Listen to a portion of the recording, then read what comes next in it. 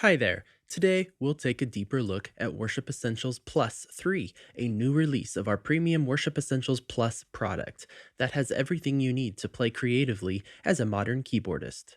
If you're like me, having the right tools, and in this case, the right sounds, is so important in having a dynamic and engaging experience anywhere you're playing.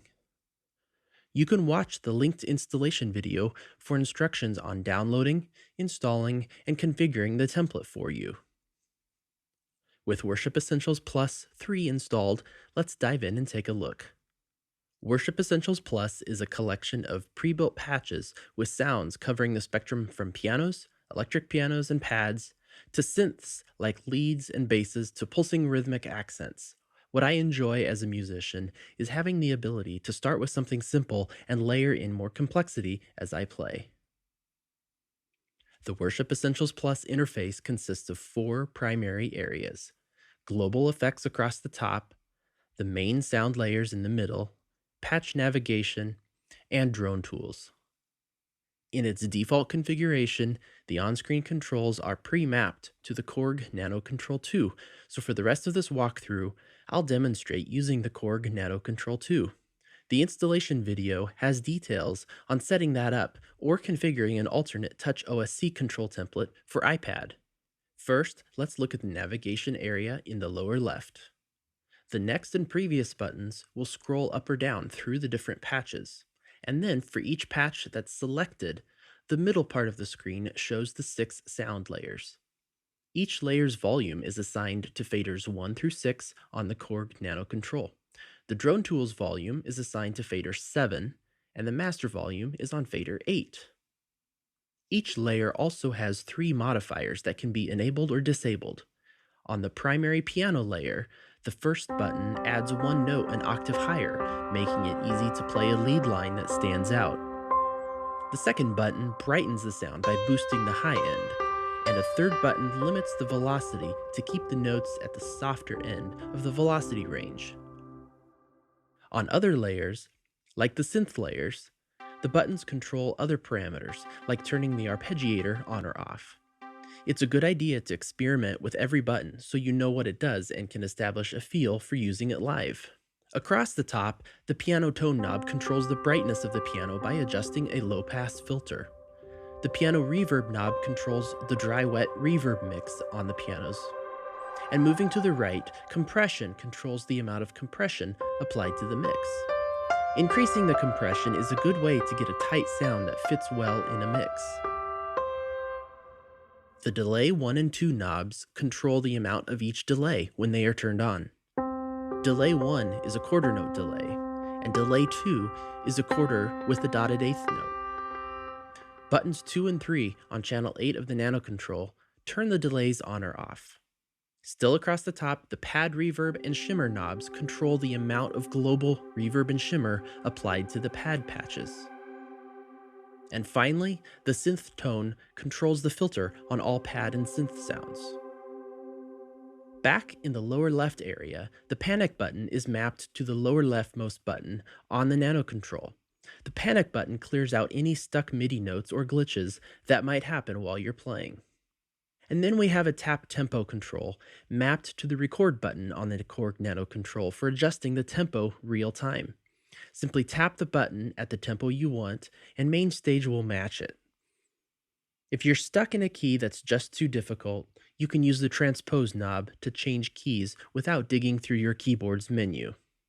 In the lower right part of the screen, we have drone tools, a beautiful ambient pad generator. How many times have you thought to yourself, if only I had an extra set of hands? With drone tools, you can trigger a pad to keep sustaining indefinitely while you play something else on top of it. It's the perfect extra hand. If you have a second small keyboard controller set up and mapped to the drone tool's keyboard object, then anything you play will trigger drone tools. But you can also click on a trigger on screen. Once you've triggered a drone tools pad, it will continue playing until you stop it. To stop playback, toggle the on-off button on screen or press the corresponding controller button. The first 2 knobs for octave and intervals only apply before you trigger a note. The octave controls which octave the pad plays in, and the interval controls the thickness of the chord, usually just the root or open fifth. If I pull it all the way down and trigger the pad, you'll hear it play just the open fifth. The cutoff knob is a low-pass filter that rolls off the high end so you can dial in the tone exactly how you like it. Layer 2 is an additional shimmer layer that you can bring in or out to help shape the overall texture.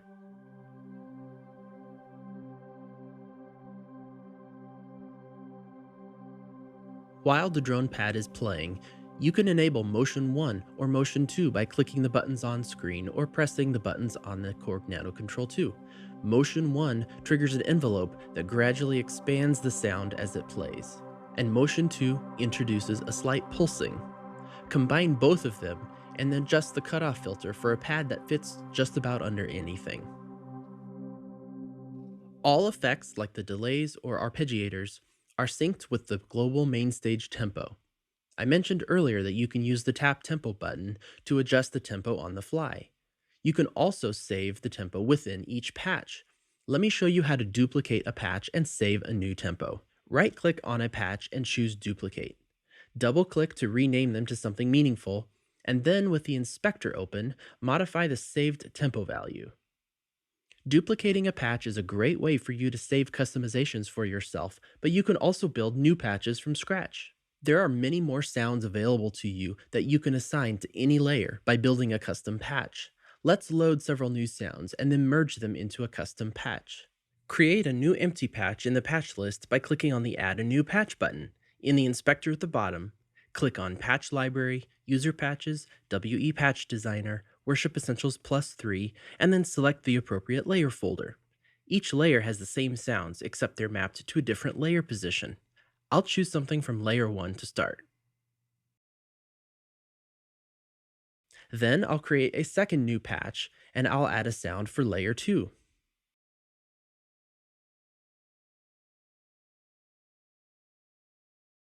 You can continue this for as many layers as you want.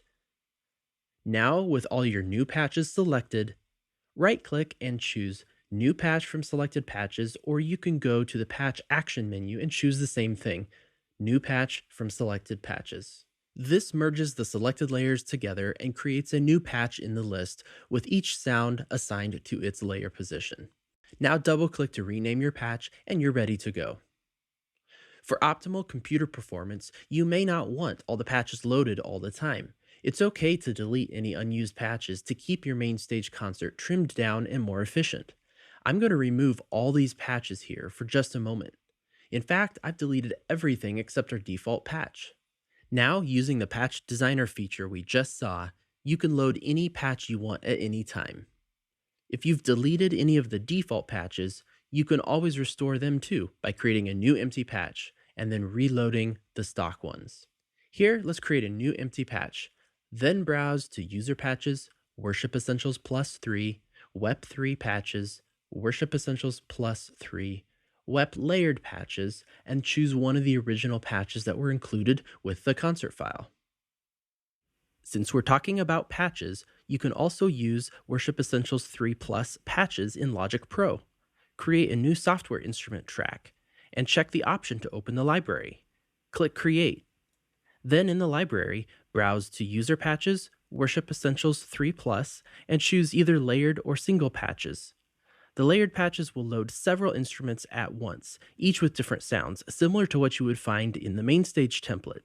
Single patches will load them one at a time, so you can choose exactly which sounds you want. That's it. That's all you need to know to start using Worship Essentials Plus. We'd love to hear how you're using Worship Essentials, so find us on social media and share with us how and where you're using Worship Essentials Plus. You can find this product and more, and answers to any questions you might have at our website, www.thatworshipsound.com. Have fun.